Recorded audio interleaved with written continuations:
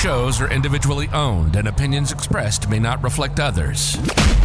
Welcome to the Adventures in Tech podcast, talking the latest tips and trends in educational technology to innovate and engage your students. Here are your hosts, Andrew and Dan. Back and better. This is episode 57 of the Adventures in Tech podcast, live at NYSCATE 2024. My name is Andrew. And my name is Dan. And we're excited you're here once again. It's been fun-filled days here at the NYSCATE convention, no longer in Rochester. So if you are interested in coming, it is now at the Turning Stone Resort, at least this year, I should say. We don't know where it will be next year, but the feedback has been very positive overall. And Dan, we're going to get right into our next guest, Kristen. Welcome to the show. Thank you. And Kristen, she's having a lot of fun over there as we're podcasting. I know, she has a whole playground. It's like sandbox time. Unlimited sandbox time is what I like to call it. We're leveling up the playground. Absolutely. Yeah. That's it. So Kristen is part of the New York State Distance Learning Consortium. I got to speak briefly with Kristen yesterday. And the big thing is when people hear distance learning, the first thought comes to, that means online virtual learning like the pandemic. And, that is a misconception that we want to clear up very quickly. So, Kristen, can you elaborate about the consortium and distance learning and what you guys do? Absolutely. So, correct. A lot of people think distance learning and they immediately think of COVID and the COVID closure. Yep. And that is what we call pandemic learning, which is not at all what distance learning is. So, distance learning has been around for decades. I want to say about 25 years. And it's an opportunity for students to access educational resources not in real life. In other words, if distance, if there are logistical issues, a way for them to be able, a good plan B, a way for them to be able to access really great resources and opportunities instead of when real life is not possible. Right. The consortium is a group of distance learning specialists and people in the field who've been working together. It's a statewide group, and we're all part of BOCES or RICS in the state. We work together as a group to work on best practices, to put things together that support each other and help us support our districts so that kids can have really good experiences that are not pandemic learning. That's perfect. That's great. Looking at the mission overall in the statement, you hit a lot of it, and whether it's distance learning and e-learning and people have to understand the distinct difference because of what we went through. They kind of just loop and put them all together. But the technology has been there, and I can tell you, I don't want to tell you how many years ago. Oh, I can remember. But I did have a distance learning class, and it was simply, I was in front of the instructor because that instructor was teaching at my home school, but we have another high school in our district, and those students were there. So it has been around forever, but people forget that, right? Correct. And the big difference is now. They might not have ever even known. Well, right. And I don't know how many districts are offering it. It really depends. But it does absolutely enrich the student learning component and expand that traditional role of education through the environment just for accessibility in courses. Absolutely. And that's the key. It's big on, we're big on equity because particularly rural districts, they don't always have the access that more urban or suburban districts might. And this kind of levels the playing field. The opportunity to have distance learning opportunities gives those kids in those districts that might not have enough teachers or staff to be able to address the specific needs of the school. This gives them access to those teachers in other schools, like yours, in teacher sharing. We call teacher sharing, where maybe one teacher in one district is able to teach a class to other districts as well and offer that out to other districts. Or college courses, having students in high schools in their buildings take college courses through distance learning. It could be through video interactive distance learning, so you're able to, we call it through Zoom because a lot of people understand that terminology, but live video interactive opportunities where they're getting instruction live in the moment from the professors or the teachers who might be in a different place. It could be online, so they will have all of the content put in the learning management system, but it's online. That's also part of the distance learning umbrella. Lots of different ways that distance learning is able to address the needs that each district might have, each student might have. We have credit recovery options. Oh, that's a big one. Yeah, you don't always have success. Some students don't have success the first time around or in a traditional methodology of delivering instruction. Credit recovery gives them an opportunity to have another chance. And that's through the entire state. Correct. The entire state has access. The way it works is that the consortium is a support made up of the different representatives of the BOCES and the RICs. Districts would subscribe to a service that would be able to offer these opportunities and take advantage of these opportunities. And it's everywhere now. You know, I like to say COVID, we were ready. You know, when COVID happened, we've been training for this. Distance learning, we're ready to be able to do this right. And it was so quick. It was just like that, and you know, there was a lot of just emergent recovery stuff. It was survival mode. But there are best practices to think about. There are really ways to do this right, to do this with intention, to do this with fidelity. And I hope COVID has brought to light the fact that the access is there. Right. But also, what you might not know is that the substance is there too, and there's support for you. I like the whole part you just said about intention and fidelity, which I think a lot of people kind of, I don't want to say put on the back burner, but forget about I think that's a key component. Yep. Oh, absolutely. You've hit a lot of chords with me, you talk about those small rural districts. My wife graduated with 28 of her best classmates, and she was in a small town in Kansas, and you know, they had a local community college which they were able to take classes at. But there's a lot of districts out there, a lot of districts consolidating, and a lot of different things. Closing down. And you know, sometimes people think, well, distance learning is taking teachers' jobs away. Because I'm a teacher, now I'm going to teach 2 classes in 2 different schools. Well, what about the teacher in that other school? You're taking their job away. That's not the case. Distance learning saves jobs. Because what would happen is if another district doesn't have a teacher to be able to teach this class, then the kids don't get to take that class. So they might not have the funding to hire a teacher to teach that class, so that job is no longer an issue. Now the students don't have a teacher to teach it. So it's saving jobs. Now I am in another district. I only have 3 kids. You only have 3 kids in the other district. I might lose that section because it's only 3, but now it's 6 and it's 2 different schools. It saves my job, and it saves those students from missing out on whatever class that they were going to not be able to take because it was canceled due to numbers. So distance learning does not take over jobs. It does not take teachers' jobs away. This isn't the Jetsons and you push a button and now a robot is teaching. These are live people. These are live teachers, and they are actually, distance learning is saving jobs all over the place, everywhere in every school, rural and otherwise, but particularly those rural schools. Absolutely. Equity is huge, and this really helps with that, access and equity. I'm really glad you clarified that, and I think the key is that the teachers have to remember as well, your course may not run without that. So now you get to actually, you know, if you have a passion, you know, whether it's an AP class or what's not, now you can actually run that course as well. I think that's huge. Yes, and so instead, you know, and it's not supposed to take over. If there's a homegrown opportunity, if there's a teacher in a school who can teach a section of Spanish 4, that teacher should teach that section of Spanish 4. But if there's not an opportunity, or if that section of Spanish 4 conflicts with half the group and they need to take it later in the day, but her schedule or his schedule doesn't work, it's supposed to be an option as a plan B to what your homegrown teachers can do. So it's not supposed to conflict with the you know, schedules and the personnel that are already there. It's supposed to supplement and backfill. That's perfect. That's great. Yeah, it's wonderful.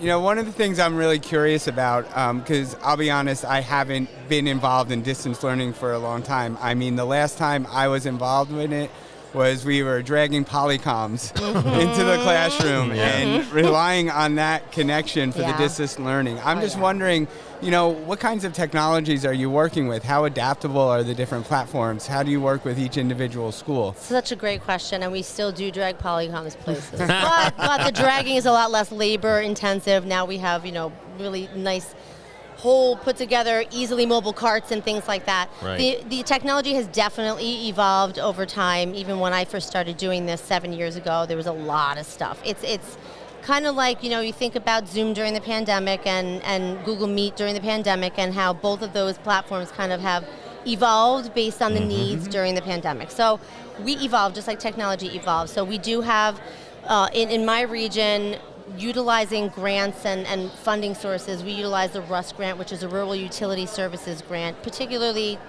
designated for those rural schools who might not otherwise have funding, and that funds really substantive rooms. So you will partner with our vendor partners to purchase Polycom equipment, Cisco equipment. We've got Zoom rooms, full Zoom rooms, and even if you think about the eyeball cameras that you used to plug in and stick on your laptop or something, even those have really evolved to the point where they've gotten really, really pretty good and good quality. The one thing you want to think about, especially with video interactive connections, whether it's college classes or class-to-class connections or global connections, is that you do want to have good equipment, because you don't want to have a Chromebook on a music stand, hit the web camera, it's pixelated, the microphone is hard to hear. You want to have good equipment. So the equipment has really evolved, and that's one of the things the consortium does through these distance learning services, is we're able to support the schools and suggest purchasing or purchase for them and training and things like that. So it really has evolved nicely, and it's much less big, bulky, and cumbersome than it used to be. That's great. Yeah. So I wanted to ask a question with a point you just made, because I know we were talking and chatting yesterday. We talked about, you talked about global connections and class connections, and for those who don't know, we were talking specifically about a mystery Skype, right? We were kind of talking and chatting it up about it on the big screen. So can you kind of tell the listeners about that? Absolutely. It's my favorite thing to do. So mystery Skype is like a brand. It's like saying, can I have a Kleenex? It's not, you don't have to use Skype for it. It's basically, I changed the name to Geography 20 Questions because it's an agnostic name. So what happens is you have multiple, usually it's 2 schools. It can be more. I've done a 4-way one. I think that's what I saw yesterday was 4-way we were talking. 4 classrooms on 4 countries and 4 continents. It was unbelievable. But usually, traditionally, it's a 2-way connection, and both of the classes, neither one of the classes know where the other class is located. Of course, the teachers know. But the classes then take turns asking yes/no questions to try to narrow down location to find out where the other class is. And it's loaded with educational value. We're talking questioning strategies. I can't say, are you near a beach? What is near? I don't think I'm near a beach, but my state touches a beach, so clearly I'm near a beach. Kentucky's like, you are near a beach. So it's questioning strategies, it's wording, it's geography skills, map reading. And then once both of the schools narrow it down, and the world's a big place, guys, so they have to ask really good questions, and we don't have hours to do this. Right. And it's amazing how well they figure it out and they adapt. And once both classes narrow it down and locate one another, which they do, by the way, it's not a race, it's a game, but they always like to race. Anyway, so they locate each other. Once the schools locate each other, then they get to ask what I call the human questions. So those are the questions that the kids like to know of one another. And they're not talking about curriculum, they're not talking about map skills, they want to know, what do you do for fun? What sports does your school have? What sports do you play? Who's your favorite musician? What is your cafeteria serving for lunch? Things like that. The kids really get to connect on a kid level, which is a completely different voice than a teacher voice. Right. It's fantastic. Just amazing. I agree with you. It's fantastic. I've done a number of those in my day. Love it. It's fun. And, it's really, you speak a lot, and I'm looking at your vision here, and I want to connect it. But, I see the first time you work with a class for a mystery Skype, it's very awkward. Yes. It's very awkward. And Absolutely. neither It's side. like a middle school dance. And neither side is really talking or opening yes. up. But as you start making those connections, and you talk about those interpersonal skills that they develop, and the communication and the sharing and the excitement. And I'll be honest, like, the classroom comes alive. Yes. And it becomes... It's not a heavy lift. Right. And that's the great part about it. And you can true. tie in so many different things, as you mentioned. So true. But you talk about this, and I'm seeing your excitement on your face, because distance learning is more than just putting direct instruction in front of a camera. Talk about what else distance learning offers. It's there are so many. There are so many things and so many facets and so many components to distance learning that make it really just a global, whole, basically support system. And the fact that, people can be intimidated by it. It's not just a one and done. Nothing that we do is isolated. Some of it can be. Right. Mystery Skype's a perfect example. If somebody wants to try this out to see how it works and connect with another classroom one time and then be done with it and never again, they can. They can do it as a one and done. Or they can do this mystery Skype as that icebreaker, because like you said, it can be very awkward. Everyone, when they're practicing in their classroom, playing the game back and forth with their teacher, they're all fine because they've seen those faces. Right. They're familiar with those kids. The second you put a camera on them with somebody on the other side of it, everyone gets mysteriously quiet. So once you get through that icebreaker awkward period and they start to get engaged, then maybe even the mystery Skype can be the first of many connections that those teachers now have. And so now this becomes a relationship. And now we're going to be really, truly collaborative. And now we're going to I'm presenting, my students are working on something that they're going to be working on anyway. They're presenting to their class who they would do anyway, familiar faces. Why don't I present to a global audience instead? And one of the programs that we had was a class in Taiwan who wanted to present to a global audience anywhere in the world who was willing to connect on the cultural differences between Taiwan and the USA. So they had done this research on that, on the cultural differences between the Taiwan and the USA. They had put together a presentation. They all had different components, and they presented to us and anyone else who wanted to join. And it was so interesting to see that perspective and then have a conversation about that perspective. Because for me to say, oh, this is what I've learned about Taiwan, to students in Taiwan, they might be like, oh, that's interesting that you learned it that way, or you learned it in that verbiage, or that, right. That kind of thing. We once connected a class, my daughter's class actually, they were studying Ghana, and we had a class in Ghana, and we connected with the class in Ghana. So they were able to talk about the things that they learned about Ghana, and then the students in Ghana were able to, respond and ask questions of things that they were learning about children or, the United States. So it can be one tiny little, like a pinprick, that can just grow into this huge, huge, huge whole of amazing resources, all to better the future, all for our kids.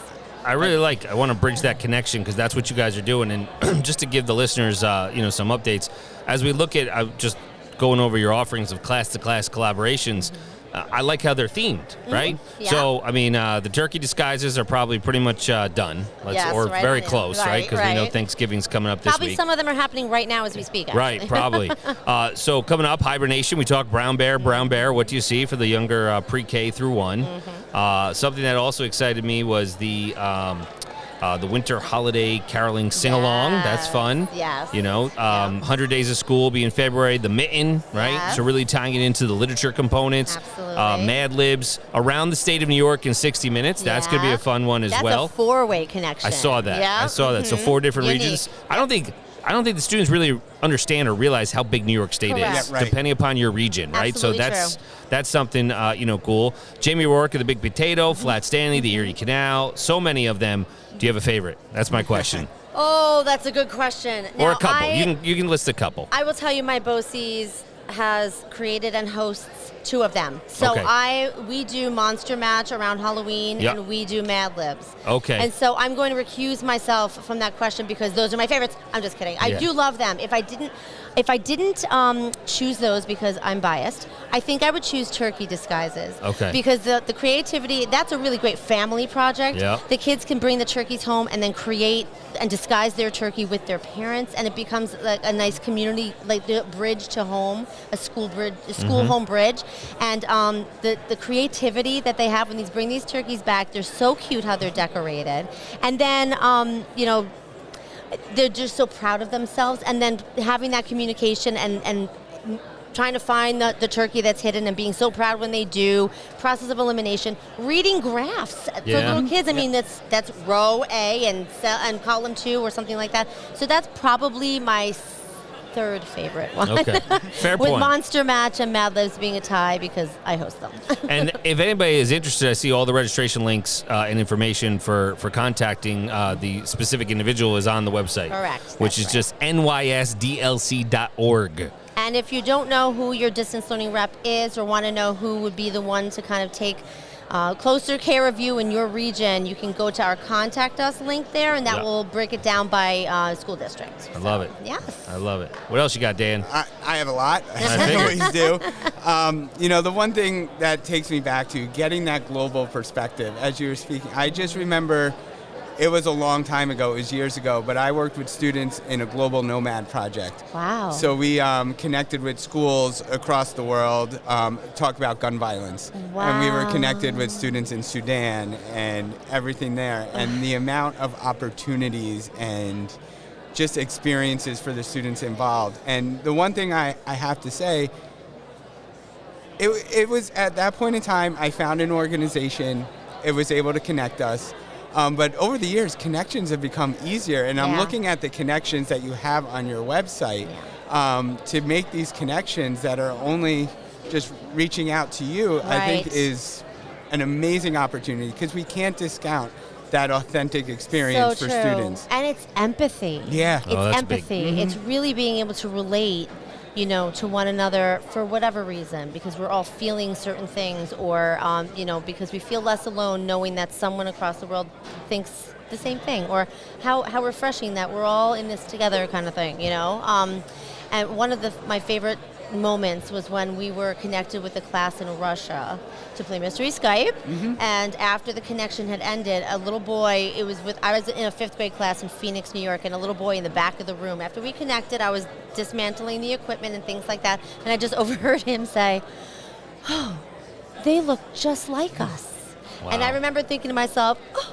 that's, of course they did. They're children just like you." But the kids don't know that. I mean, they know that. They know they look like humans, but that kid had a Nike sweatshirt on also, and that kid was wearing a Notre Dame hat as well, things like that. And that's huge. It's that empathy. It's connecting with other humans, and it really, really matters. And it could be about really heavy things that aren't that heavy. I mean, they are heavy, but when you have more people, the lift is less heavy, and it just makes you feel less alone. That's it. Teamwork makes the dream work. I'm just going to bring up one more thing because it caught my eye. Looking at one of the collaborations and projects that you have are Civic Connections.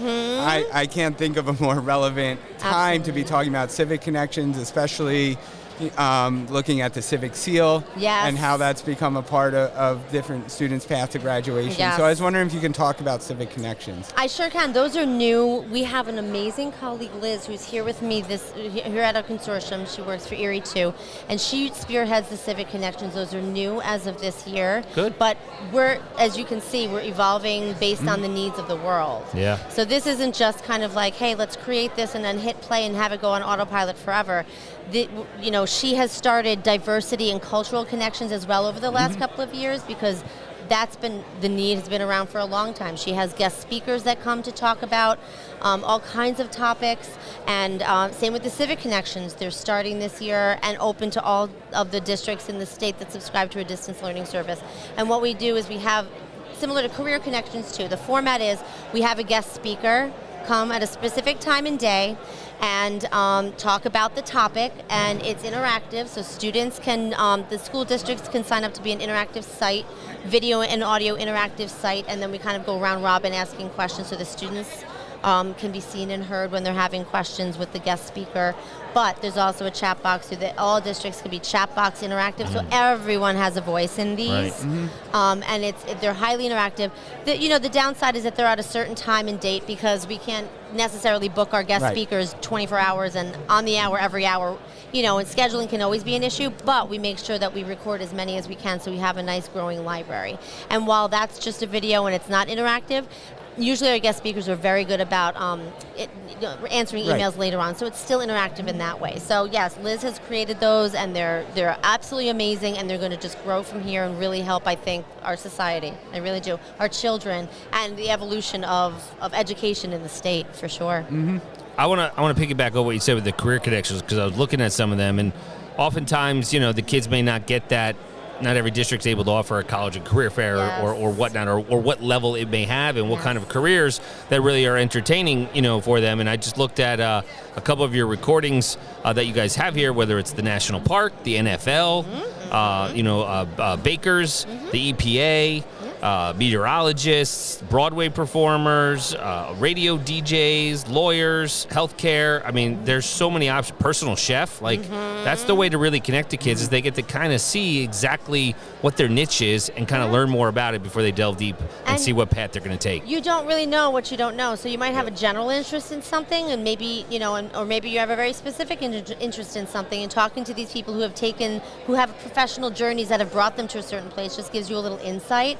The nice thing, too, about it is that when we connected with the Pro Football Hall of Fame, by the way, is a great program provider for virtual field trips. All of their programs are free, and they do something called Careers in the NFL. And so a lot of people, myself included, admittedly, it's embarrassing, but you think in the NFL, you're either a coach or you're a player. Have a nice day. Oh, my gosh, but the list goes on and on of the different skills that are needed for an organization. So I might not have any interest in football, but I'm really good on social media, and they have a marketing social media, or a chef, because the NFL is an organization. They need chefs, they need medical professionals. So it's not just about, it's breaking down stereotypes of I'm assuming I don't want to work for the NFL. Well, think about any organization and all the different components that are needed of your skill set. What's your skill set? What do you like? What are you good at? And now there's an organization that's going to need those things. And same thing, we had a connection with a real estate agent. So we were talking about real estate. There happens to be a kid that was in the room at that time who didn't sign up to participate. He was just spending time in the room doing some work. And he has an affinity for photography. And so they mentioned the need for really good photographers in real estate. He's like, I never thought I could work in the area of real estate as a photographer because we make assumptions. Right. You don't know what you don't know. And it's nice to have exposure to all of these things. We do things as accessible as fast food, as real estate, and then as not as accessible, just like our Blue Man Group connection. Not everyone is going to be a Blue Man performing, but it's interesting to hear that path and see how we got there. So it's not just, hey, the big, really big name, Clarice Starling from the FBI. She might be there, sure, but we'll also have others that might be a little bit more attainable for kids who, want to know, okay, you know what, that's how it works? Okay, good to know. Yeah, I like that, especially because, like you said, the optics are, it's just the NFL. It's the product you see on the TV. Right. You got to delve deep and peel it like a layer of an onion. So. Exactly. Yep. Yeah. So I want to talk about the playground here. Yes. So how many staff members do you have here with you guys, and then tell us a little bit what people are experiencing in the playground area. Okay, so I think we have a total of about 20 of our consortium members who are able to both come to the conference and also pitch in to help in our playground area. It's a beautiful group effort.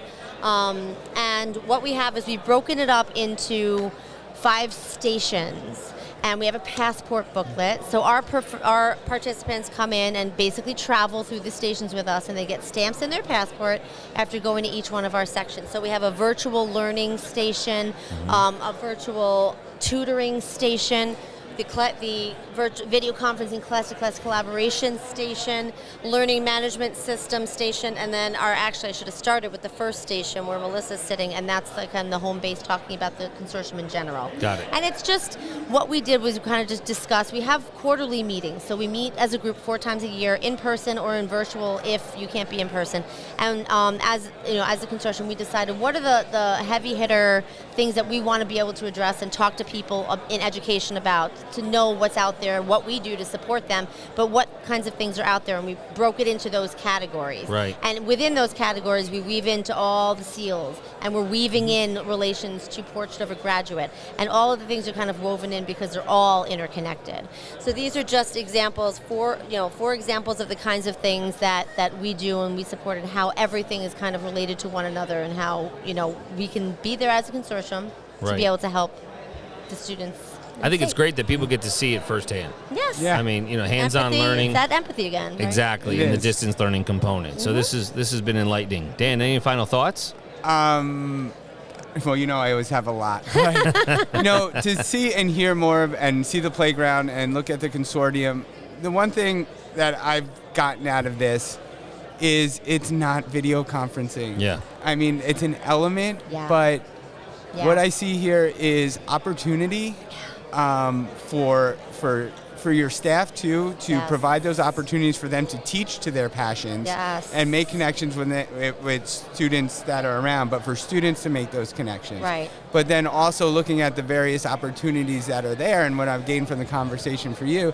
is you're able to support your students. You're able to support their passions, you're able to support their interests, and you're able to provide opportunities that you might not be directly able to give them Right.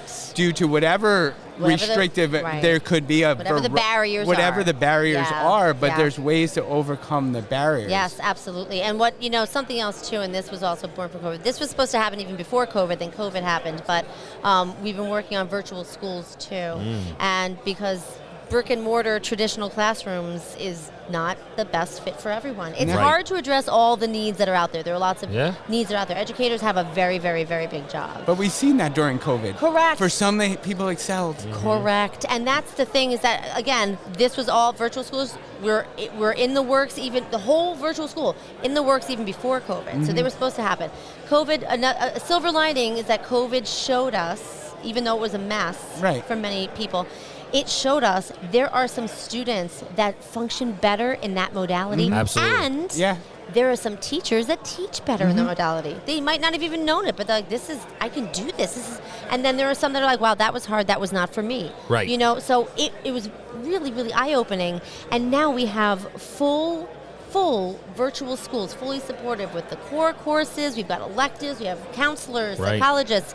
We've got it all, and these kids are thriving in a virtual environment. It could be because of medical need. They're just not, especially post-COVID, kids who are immunocompromised. We're not going back into the buildings yet.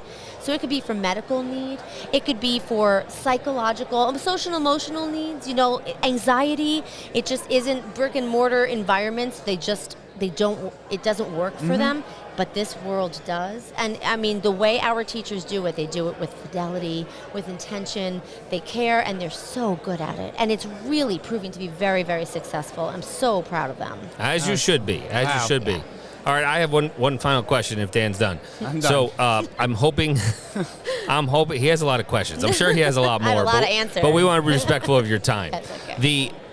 Can you kind of help my entry slip get to the top for Billy Joel with yes. Sting, Okay, listen, I will. Listen, I'm going to whisper this. Shh. I will, as long as, because you get 2 tickets, as long as you take me with I'll be you. sure. Yeah, let's go. Then It's done. Done. A done deal. I got to go to work, honey. That's it, right?